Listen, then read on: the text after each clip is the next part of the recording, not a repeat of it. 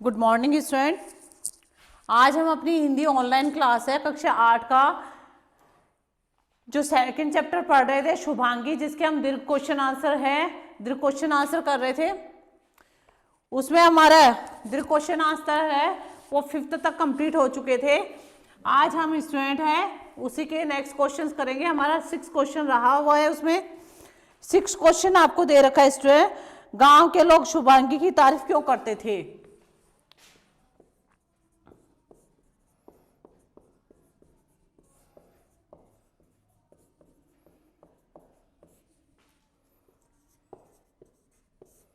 Question 6 है, गांव के लोग शुभांगी की तारीफ क्यों करते थे?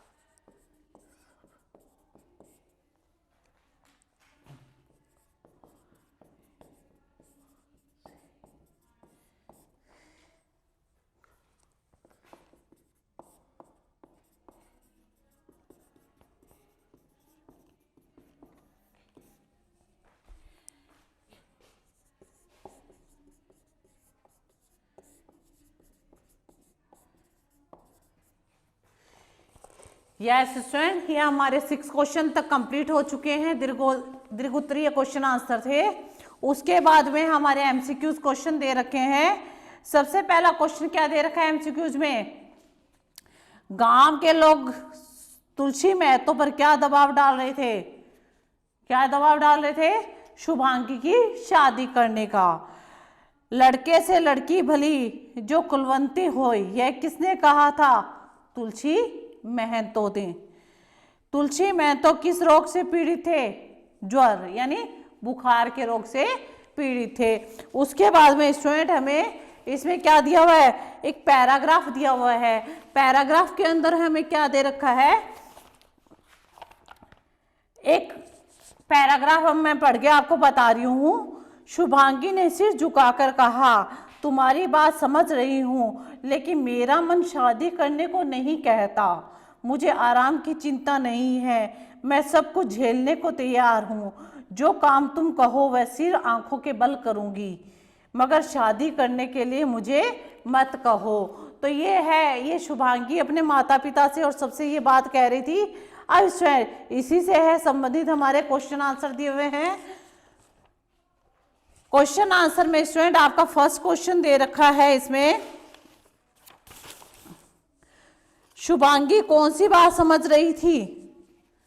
शुभांगी कौन सी बात समझ रही थी? इस पैराग्राफ के अकॉर्डिंग शुभांगी यह बात समझ रही थी कि उसके माता पिता उसकी शादी करके उसके भले के लिए कहना चाहते हैं, यानी उसका भला करना चाहते थे। कि यह बात तो समझ रही थी, लेकिन एक तरफ वो क्या सोच रही थी, अगर मैं चली जाऊंगी तो मेरे माता पिता का ख्याल कौन रखेगा। उसके बाद में हमारा सेकंड क्वेश्चन इसमें दे रखा है, शुभांगी क्यों सब कुछ झेलने के लिए तैयार थी? तो इसका आंसर क्या होगा इसमें? शुभांगी इसलिए सब कुछ झेलने के लिए तैयार थी क्योंकि वे शादी न करके अपने बूढ़े माँ बाप की सेवा करना चाहती थी। थर्ड क्वेश्चन है, सिर आंखों के बल मुहावरे का अर्थ क्या है? सिर आंखों के बल है बिना किसी आपत्ति के कार्य करना।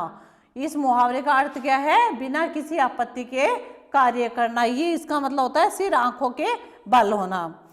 उसके बाद में आपको दे रखा है विशेषण। विशेषण बनाने हैं, ऊपर का क्या बनेगा?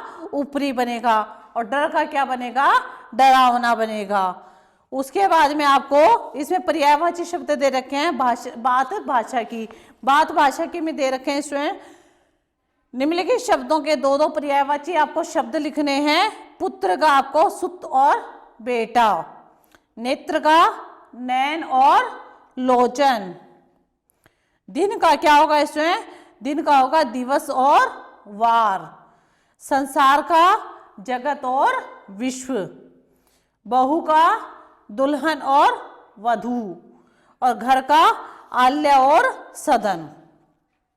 उसके बाद में एक्सरसाइज में आपको दे रखा है, जो शब्दांश मूल शब्द से पहले जुड़कर उसके अर्थ में परिवर्तन लाते हैं वो क्या कहलाते हैं? उपसर्ग कहलाते हैं। जैसे ए प्लस काल में क्या बनता है? ए उपसर्ग है और काल हमारा क्या है? मूल शब्द है, तो हमारा शब्द क्या बनता है? अकाल। अप प्लस मान, अप हमारा उपसर्ग दे रखा है और मान हमारा क्या है? मूल शब्द है, तो वो क्या बनता है? अपमान बनता है। वैसे प्रति प्लस दिन से क्या बनता है? प्रतिदिन बनता है। वैसे ही हम स्टूडेंट है, इसमें कुछ शब्द दिए हुए हैं, जैसे जल, जल में आप लिखेंगे से लगा दोगे तो सजल बन जाएगा, और नी लगा दोगे तो निर्जल बन जाएगा। वैसे उपसर्ग के कई शब्द लिखने हैं। पुत्र में स्टूडेंट है, पुत्र में आप लिखोगे सु लगा दोगे तो क्या बन जाएगा? सुपुत्र बन जाएगा, और कु लगा दोगे तो क्या बन जाएगा? वो कुपुत्र बन जाएगा। उसके बाद में अत्यधिक, अत्यधिक में आपको क्या दे रखा है स्टूडेंट? अत्यधिक में आपको, अधिक में आपको अति लगा दिया तो क्या बन गया? अत्यधिक बन गया है। वैसे अंत में आप लगा दोगे सुअंत बना दोगे या कुअंत कर दोगे इसमें, तो ये क्या है? हमारे उपसर्ग के शब्द बन जाएंगे। वैसे ही आपको है आफ्टर दे रखा है, निम्नलिखित शब्दों का संधि विच्छेद भी करना है। जन्मोत्सव का क्या होता है? जन्म प्लस उत्सव। देहांत का देह प्लस अंत। धर्माद का धर्म प्लस अर्थ। पूर्वोत्तर का पूर्व प्लस उत्तर। परमात्मा का परम प्लस आत्मा। और सेवार्थ का क्या होता है? सेवा प्लस अर्थ होता है। तो इसमें आपको ऐसे ही संधि विच्छेद इसमें करने हैं। उसके आफ्टर क्या दे रखा है आपको? उसके आफ्टर है निम्नलिखित वाक्यों में रेखांकित सर्वनामों का भेद बताना है। अब इसमें जैसे है निम्नलिखित वाक्यों के में रेखांकित सर्वनाम शब्द का भेद बताइए। छोटी उम्र से ही वह घर के काम में निपुण थी, तो वह हमारा क्या है? निश्चयवाचक सर्वनाम बता रखा है। हम तेरे ही भले के लिए कह रहे हैं, हम तेरे ही भले के लिए कह रहे हैं, ये क्या हो गया? पुरुषवाचक सर्वनाम हो गया है। अगर तुम्हें अधिक मोह है तो अपने आप इनकी सेवा करो, ये हमारा क्या होगा? अपने आप कौन से सर्वनाम में आता है? निजवाचक सर्वनाम में है। भविष्य में कौन तुम्हारा साथ देगा, ये क्या हो गया? कौन प्रश्नवाचक सर्वनाम हो गया। और शुभांगी से मिलने कोई आया था, कोई हमारा क्या हो गया? अनिश्चयवाचक सर्वनाम हो गया। उसके बाद में आपको दे रखा है निम्नलिखित मुहावरों का वाक्य में प्रयोग करना है। अब जैसे आपको मुहावरा क्या दे रखा है? आपे से बाहर होना, तो हम इसका अर्थ क्या लिखेंगे? रमेश के फेल होने की बात सुनकर पिताजी आपे से बाहर हो गए। नेक्स्ट है सेकंड, आपको दे रखा है गले का हार बनना। गले का हार बनना का आप वाक्य में प्रयोग कीजिए। राम अनुशासित होने के कारण सभी के गले का हार बना हुआ था, यानी वह अनुशासन में रहता था, इसलिए क्या है वो सबके गले का हार होना यानी सबको अच्छा लगता था। नेक्स्ट आपको दे रखा है दांतों तले अंगुली दबाना। दांतों तले अंगुली दबाना का मतलब हुआ, इसमें वाक्य में हम प्रयोग करेंगे रमेश की पहलवानी देखकर सभी लोग दांतों तले अंगुली दबाने लगे। नेक्स्ट है खुशी का ठिकाना न रहना।